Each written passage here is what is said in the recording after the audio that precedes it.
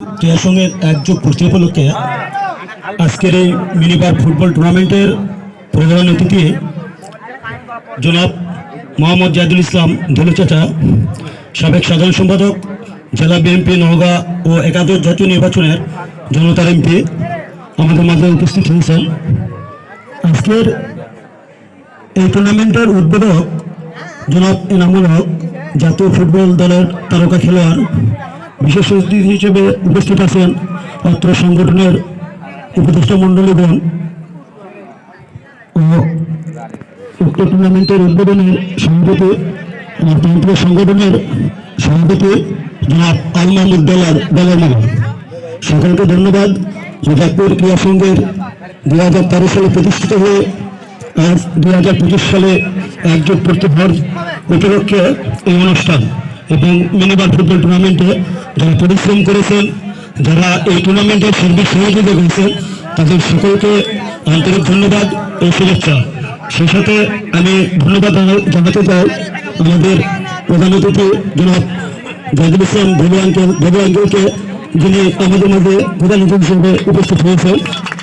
আর আমি ধন্যবাদ জানাতে চাই জনাব এনামুল ভাইকে, যিনি সদরস্থতার মধ্যে আমাদের এই টুর্নামেন্টে উপস্থিত হয়েছেন।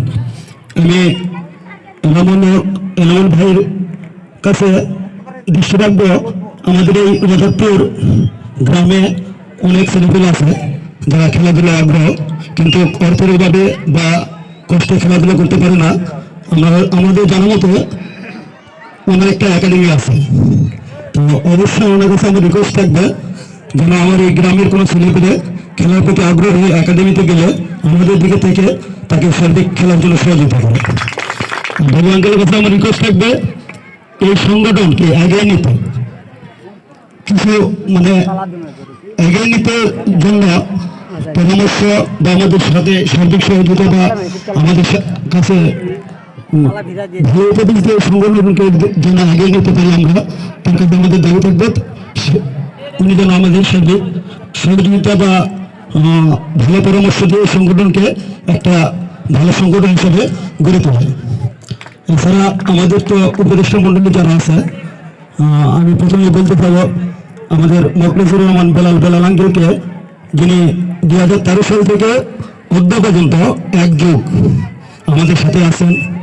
তিনি সবসময় আমাদের পাশে থাকেন, যে কোনো সমস্যা টমস্যা উপদেশ দেন। আমি সেগুলো দৃষ্টি রাখবো বর্তমানে যারা উপদেষ্টা আছেন তারা যেন আমাদের সাথে এইভাবেই থেকে ভালো পরামর্শ দিয়ে এই সংগঠনকে আরো এগিয়ে নিতে হবে।